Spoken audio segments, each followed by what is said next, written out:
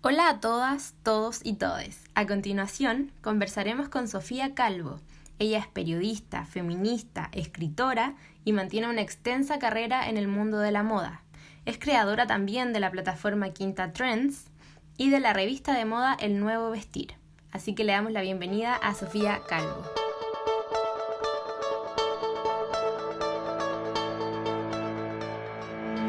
Me gustaría hacerte unas preguntas sobre, desde tu perspectiva, qué es la moda relacionada con el feminismo también. Sí, Ya, entonces me gustaría primero que me contaras un poco de tu trabajo, lo que haces. Yo sé que eres periodista, que sacaste el libro y trabajas desde la moda sustentable. Cuéntame un poco sobre eso. sí, a ver, soy periodista y MBA en dirección de empresa y desde el 2007 tengo un sitio especializado en moda latinoamericana que se llama Quinta Trends.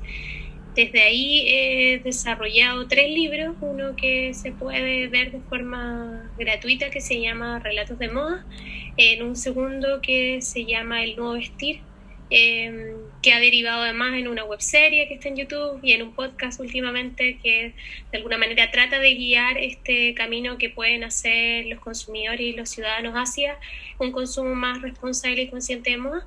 Y por último, el 2019, en una fecha emblemática para el país, lancé sin quererlo, porque claramente mis calendarios mentales no estaban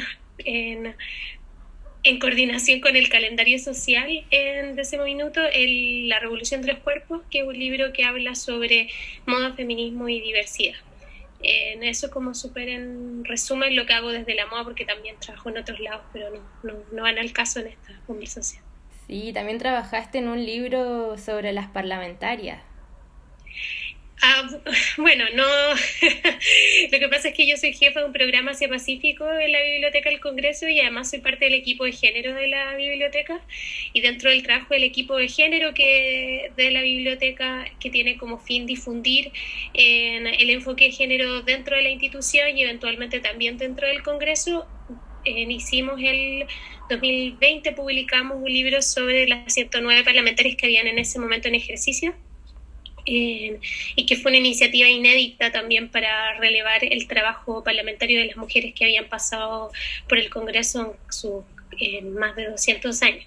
Entonces, claro, ahí también he trabajado en esa línea que no tiene que ver con la moda. Bueno, y sigo trabajando en un montón de otros temas que no tienen que ver con la moda, pero sí con las políticas públicas y con tratar de llevar al Congreso en ciertas temáticas que pueden aportar a la discusión de las políticas públicas y también enriquecer el debate legislativo en torno a distintas materias. Sí, estaba súper interesante eso. Bueno, con respecto al feminismo que tú me mencionabas, relacionado con tu rol dentro del mundo de la moda, ¿qué importancia tiene para ti y para tu trabajo el body positive? Entendiendo que el body positive es este movimiento que habla sobre la aceptación de todos los cuerpos. Sí, a ver, yo tengo una reflexión crítica respecto al body positive, body neutrality, todas las como etiquetas que se han ido formando a lo largo de este último tiempo a propósito de la discusión sobre el cuerpo. Me parece súper positiva que se visibilice este tipo de discusión y que podamos reflexionar en torno al cuerpo femenino como cuerpos presentes, visibles y diversos, más allá de los estereotipos que pueden establecerse o de los referentes hegemónicos que lleva la industria.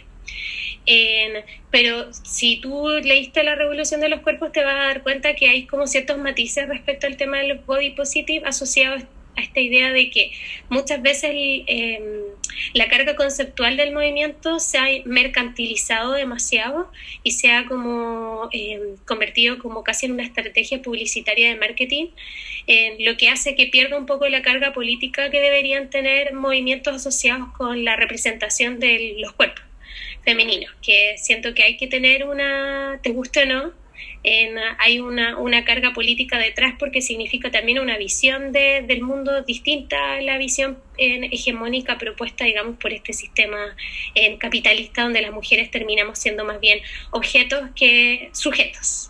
Entonces, desde esa perspectiva creo que, y de hecho publiqué, ya no me acuerdo si fue este año que ya publico con tanta periodicidad que ya no recuerdo, pero me parece que fue a fines del año pasado o a principios de te lo puedo buscar y mandar el link, de una reflexión que hice justamente sobre una discusión que se empezó a armar en redes, ya ni siquiera me acuerdo por qué, entre el body positivity y el famoso body neutrality, y esta como discusión semántica que en realidad, desde mi perspectiva, nos está apartando como estaba dividiendo a las mujeres en distintas como posiciones y nos estaba apartando del foco central, que era como hablar sobre el cuerpo y normalizar el cuerpo desde su diversidad. Y yo creo que ese es el problema que ocurre en la moda, que muchas veces se casa con etiquetas que terminan siendo etiquetas simplemente publicitarias y de marketing, pero que no abordan el tema de fondo, que es la creación de una industria con enfoque de género, que va más allá de decir que eres body positive, y eso significa abordar el negocio de la moda desde un enfoque de género que supone, y desde una concepción particular del diseño y la promoción y difusión de tus contenidos, como también un trabajo dentro de las estructuras empresariales de las marcas de moda, que tiene que ver con la representación de las mujeres y con muchas otras cosas que van más como con las demandas más tradicionales del movimiento feminista en términos de la igualdad, de remuneraciones, de representación y un alto etcétera. De hecho, el año pasado hice un curso introductorio, así tipo taller, digamos, de la necesidad del enfoque de género en la moda, tratando de abordar un poco de estos temas. Hice una charla también, así tirando toda la... pero antes que se me olvide, hice una charla en la cámara, en un encuentro que se llama Fashion Talks, no me acuerdo, algo así, que hace la Cámara de Comercio de Santiago, y de hecho en mi Instagram te puedo mandar el link porque subí el video de como mi ponencia, así que te puede servir también de como referente. Sí, parece que la estuve viendo. Sí, es que tienes mucha experiencia en estos temas. Bueno, y con relación a la mercantilización del movimiento, mi pregunta es, ¿qué crees tú que es lo que está sucediendo ahora en la industria de la moda y la belleza respecto como a esta revolución de la publicidad, que ahora vemos cuerpos diferentes, no hegemónicos, imperfectos, incluso, no sé, pues marcas como de depilación, ahora vemos a mujeres con pelo, o sea, cosas que antes no se veían, definitivamente ahora está pasando algo. ¿Crees que responde eso como a un escuchar del pueblo, a una responsabilidad social de parte de las marcas, o es más bien como un lavado de imagen quizás? A ver, yo creo que efectivamente, porque tratemos de ser optimistas, y siempre si nos ponemos desde la vereda del negativismo, vamos a decir que todo esto es gender washing y es lavado de género y que todos lo hacen desde esa perspectiva. Tratemos de ser un poquito más optimistas y decir que efectivamente, frente a la gran demanda social y a la cuarta revolución feminista que tuvo su apogeo, digamos, antes de la pandemia. Lamentablemente la pandemia nos recluyó en nuestros hogares y han habido retrocesos bastante dramáticos en términos de los derechos de las mujeres, que van desde la violencia doméstica en adelante, y ha sido bastante tremendo, lo que ha visibilizado la necesidad de mantener una agenda de género dentro de la discusión.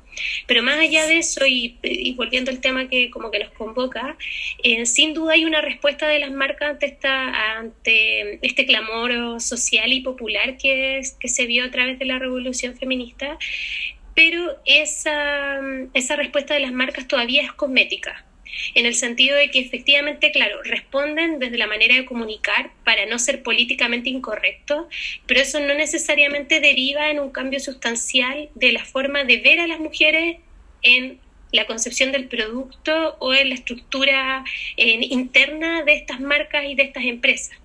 Porque al final, claro, es como un poco lo que ocurría antiguamente, que era como para mostrar que el producto era para las mujeres, lo ponían rosa. Entonces, pues el mismo producto, pero en color rosado. Y es más caro, generalmente porque hay un impuesto, el impuesto rosa, que de hecho le llaman. Que hay una serie de productos específicos para las mujeres que son más caros. Uno nunca entiende por qué son más caros. Entonces, creo que hay una respuesta políticamente correcta ante el movimiento social, pero esta respuesta es una respuesta cosmética que todavía no constituye un cambio de paradigma. ¿Y en qué se radica eso? En que todavía tenemos que ponerle etiquetas a las mujeres para determinar que estas mujeres son fuera del referente hegemónico. La modelo plus size, la modelo trans, la mujer indígena, todos tienen etiquetas, porque si las etiquetas no las visibilizaríamos y las meteríamos dentro de un saco donde es un saco roto, porque en el fondo el único que permanece en ese saco es el referente hegemónico, que no hay caso y que permanece ahí, y que todavía hay consenso, lamentablemente, social, de que eso es lo bonito, de que eso es lo aspiracional, hacia ahí tenemos que ir las mujeres. Entonces, cuando realmente se produzca un cambio de paradigma es cuando nosotras hablemos, o sea, bueno, primero no hablemos de estos temas, lo hablemos como desde el punto de vista antropológico, así, como un poco desde la mirada antropológica de la historia, y de las cosas que nos faltan por construir, pero no estemos hablando, por ejemplo, de como una gran cosa como felicitamos a la industria de la moda porque está mostrando a mujeres de tallas grandes, porque está mostrando a mujeres indígenas, porque está mostrando a mujeres trans. O sea, no hay que felicitarlos, eso lo tendría que hacer porque es parte de su compromiso social, su responsabilidad social. Entonces, mientras eso no suceda, todo el cambio que vemos es un cambio que nos entrega esperanza, pero que no podemos considerar que es un cambio de paradigma, sino que es un cambio cosmético que debería impulsar a las marcas para generar los cambios de profundidad que se requieren. Continuando con otra pregunta, históricamente el vestir igual se ha convertido en una manifestación política, o sea, decidir qué ponerse y qué no ponerse igual forma parte como de rebelarse en contra de un sistema político. Entonces, en esa base, ¿cuál crees tú que es el impacto político, de contexto político, digamos, en la evolución del vestir? A ver, yo creo que ha habido una mayor conciencia de parte de las mujeres que efectivamente el vestir es un acto político, no de parte de todas, porque además pasa mucho que cuando uno está metida en un tema, y en un círculo donde la gente más o menos está en sintonía con las ideas de uno, sin necesariamente pensar exactamente igual que uno, eso lo hace creer falsamente e ilusamente de que todas las personas están más o menos en la misma sintonía. Y la verdad uno se da cuenta que uno es un privilegiado, es parte de una élite y de un nicho, y que eso no representa la masividad. Entonces, dicho eso, yo creo que hay una cierta tendencia masiva a tomar un poco más conciencia del vestir, pero no lo suficientemente masiva como para que nosotros pensemos que todas las mujeres entienden que el acto de vestir es un acto político que puede no solamente centrarse en el hecho de apostar por ciertas marcas que están mirando a las mujeres desde un enfoque de género y apostando por las necesidades que nosotros tenemos de representación como de género, digamos, y de nuestras demandas desde el movimiento feminista, sino también desde otras demandas que son un poco más transversales, que tienen que ver como con la demanda ambiental, con la demanda de los derechos de las y los trabajadores, etcétera. Entonces, yo creo que hay una intención o una necesidad de parte de las personas de querer hacerse más preguntas, pero eso todavía no es la masividad. Y eso se representa, y eso queda clarísimo al momento que tú ves que pasamos a fase 2 y la gente empieza a hacer fila en el mall. O sea, eso ya demuestra que tanto cambio no ha habido, digamos. Entonces, sí hay una esperanza de que la gente se está haciendo más preguntas, de que está teniendo un poco más de necesidad y más interés por conocer estos temas, como que presta más oreja, y empieza a entender que efectivamente el acto de vestir y de consumir moda pero también cualquier cosa es un acto político y supone también entregarle un voto, ya que estuvimos en elecciones y yo fui vocal todo el fin de semana, en entregar un voto en aquellas marcas que en teoría adscribirían a nuestros valores y a nuestra mirada de mundo. O sea, cuando las personas toman conciencia de eso, eso les cambia su manera de relacionarse con el vestir y también con las marcas que normalmente compraban. Pero todavía falta mucho, o sea, aquellos que efectivamente están tomando conciencia de eso y visten desde una mirada política, son la minoría, no es la mayoría. La mayoría sigue vistiéndose porque está prohibido salir a la calle desnudo, porque es una necesidad básica de todo ser humano, pero sin entender el contexto que hay detrás. O sea, porque lo ignoran o porque sus circunstancias de sobrevivencia le impiden pensar en este tipo de cosas y están pensando en cómo sobrevivir en el día a día, digamos. Están en una economía todavía de supervivencia que no les permite hacerse este tipo de preguntas porque su cabeza no les da para eso, digamos. O sea, no les da no porque no lo tengan la inteligencia, sino que porque hay necesidades más urgentes, digamos, dentro de su agenda diaria. Sí, pues porque si lo pensamos, en realidad los grandes cambios de la forma de vestir históricamente han sucedido a través de una revolución, pues, el hecho de usar pantalones, principalmente a las mujeres. Entonces, no sé, a mí me parece que en estos momentos igual estamos viviendo un despertar de cierta forma en ese sentido. Entonces, en esa línea y haciendo una proyección un poco hacia el futuro, ¿cómo crees que va a ser la moda del futuro? Así como, no sé, de repente, ay, se me ve un rollo, y se me notan los pelos, como el no importa, o a través de a raíz de los cambios que se están generando ahora, me refiero. ¿Cómo crees tú que va a ser? A ver, yo creo que la moda va a ser lo que nosotros queramos que sea en la medida que efectivamente el movimiento ciudadano presione a la industria para que genere los cambios. Porque la industria a diferencia de otras industrias o del mismo sistema político, la industria de la moda es una industria transaccional. ¿Qué significa eso? Que funciona en la medida de que se produzca una acción con, este caso, el consumidor-consumidora. Si no se produce esa acción de intercambio, la industria no se mueve. No se mueve ya sea porque tú no le compras, porque tú no intercambias, porque tú no... O sea, necesita una acción de por medio para que la rueda siga girando. Y al ser transaccional le da mucho poder al consumidora para que efectivamente pueda exigirle, ok, yo voy a hacer la acción contigo, pero solo si tú haces tal. Entonces, si es que el movimiento ciudadano se apropia y efectivamente obliga a este cambio de paradigma, la industria va a hacer lo que nosotros queramos que sea. A la velocidad que nosotros queramos que sea, eso es súper relativo. Todo depende del nivel de fuerza e impacto que tengamos como desde la mirada del movimiento social. Pero si nosotros tenemos una mirada condescendiente, creemos que porque hay campañas que dicen viva las mujeres y sale la Fran Valenzuela cantando y que eso significa que es un cambio real, somos bastante ilusas y bastante ingenuas de creer que eso significa un cambio y que efectivamente las mujeres están en una sintonía como la que tú mencionas. Yo creo que tiene que haber como un correlato en el fondo, que el movimiento social esté exigiendo algo y que esa exigencia sea con tal presión que a la industria no le quede otra que cambiar, porque la industria como está súper cómoda, no tiene ningún incentivo para cambiar, ninguno, porque las cosas, el negocio le ha funcionado como siempre, con el paradigma hegemónico de las mujeres y le va a seguir funcionando en la medida que nosotras digamos que eso ya no funciona. Porque a pesar de los años que lleva el movimiento Body Positive, a pesar del tiempo, de la fuerza y el impacto que tuvo en el movimiento feminista, igual seguimos viendo las mismas mujeres y las mismas modelos. Un poquito más de diversidad, pero siempre con etiqueta, pero las mismas igual. Y eso lo vemos en la moda, lo vemos en las revistas, lo vemos en el cine, lo vemos en la música, lo vemos en todo. Y hay distintas que confirman, es como la excepción que confirma la regla. No es el cambio total, porque igual le ponemos ticket. La Liso porque ella ella es la cantante y es más talla grande. Pero ya le pusimos una etiqueta, o sea, no es como que no es una cantante, es una cantante de talla grande y le ponemos una serie de otros adjetivos para identificarla y para determinar que ella rompe el esquema hegemónico. Entonces, la industria va a ser lo que nosotros queramos ser en la medida que efectivamente entendamos que el poder que tenemos sobre la industria.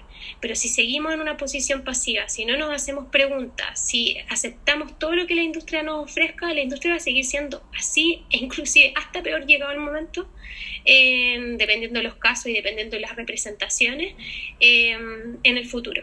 O sea, la industria está virando, por ejemplo, la sostenibilidad, primero, más que por una necesidad ética, por una necesidad económica, porque se están quedando sin recursos y frente a eso, la falta de producción, o sea, de no tener los recursos para producir, están haciendo el viraje incluso aunque no tengan ganas en términos éticos, porque el negocio no le está dando los números. Entonces, pero en el caso de las mujeres, los números les dan igual, porque nosotros igual compramos. ¿Me entendí? No es porque no es un tema de recursos. Las mujeres igual compran y de hecho se compra compulsivamente en muchos casos, sin pensarlo, por tratar de responder a necesidades internas. Seguimos insegurizándonos con ropa con pésimo calce. Fast fashion.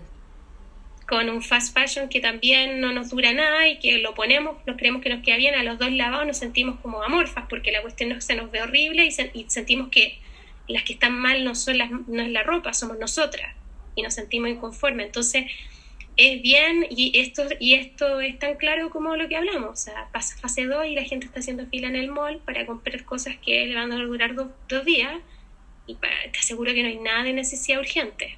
No creo que en la cuarentena se te haya, no sé, roto toda tu ropa y no puedas salir a la calle porque se te rompió toda la ropa, ¿entendí? O sea, como que hay un tema que es un cambio cultural que no pasa de un día para otro, pero que hay que tener conciencia que si en la medida que no se produzca ese cambio cultural y ese movimiento y esa como revolución que tú mencionas, revolución social, desde la mirada que uno quiera, ojalá desde el punto de vista pacífico, en la medida de lo posible, porque en las otras siempre las revoluciones desde un ámbito más violento siempre terminan generando también muchas tensiones que no necesariamente ayudan a que esto se movilice más de forma más unitaria.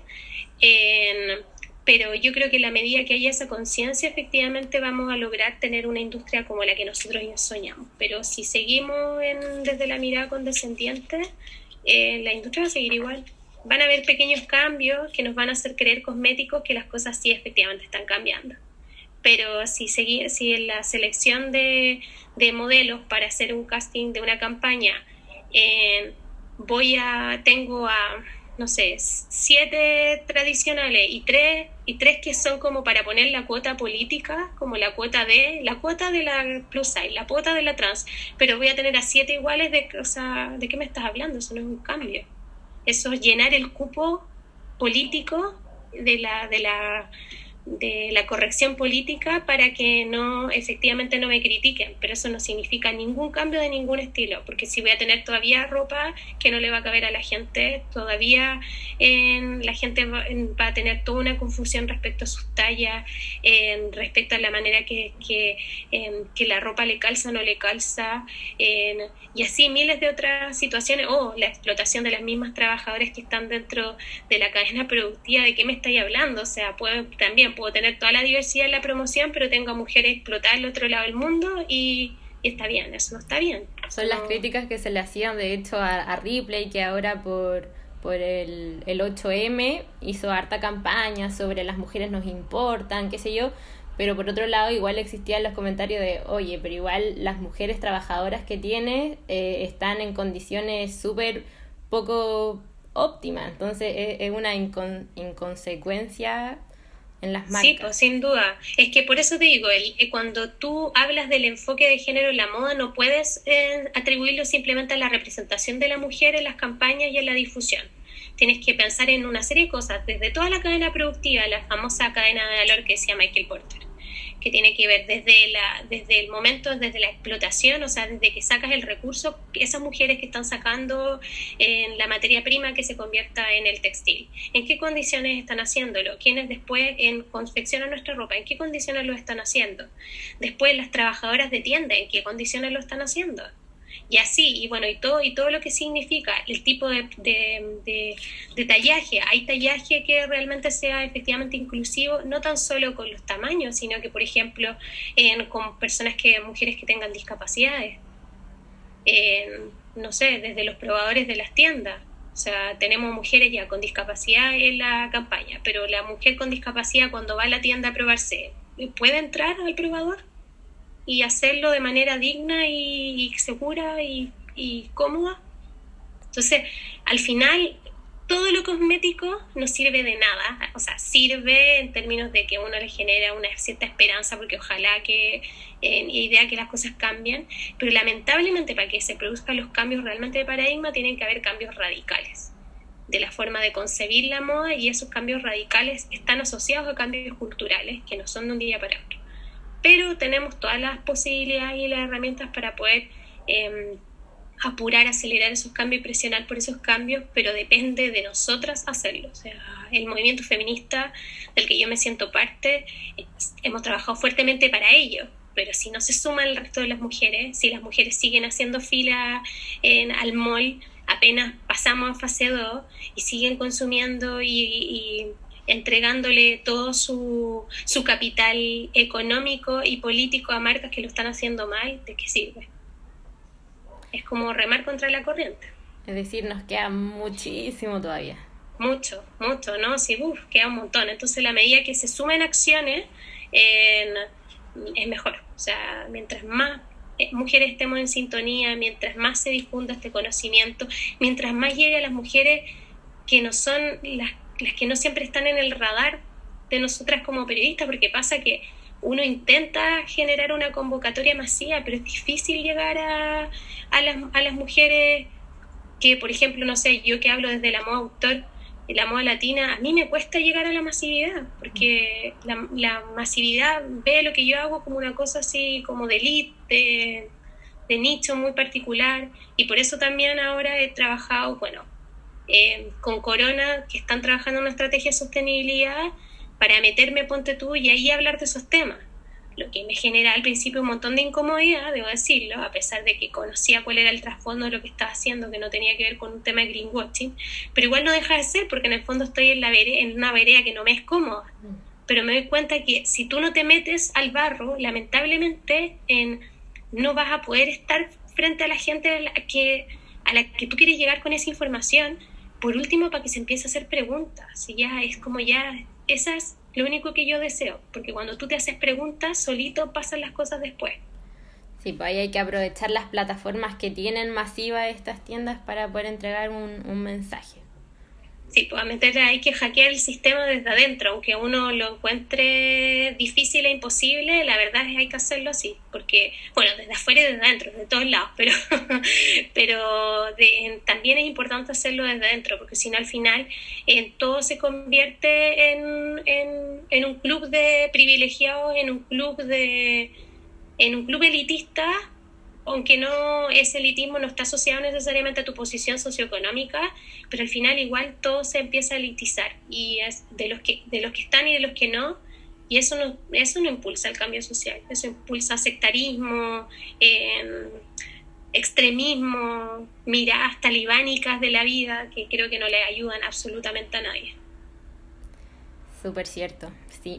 Oye, muchas gracias, Sofía. De verdad que me gustó demasiado hablar contigo. Te deseo mucho éxito en todos tus proyectos y que juntas podamos hacer un cambio positivo en el sistema.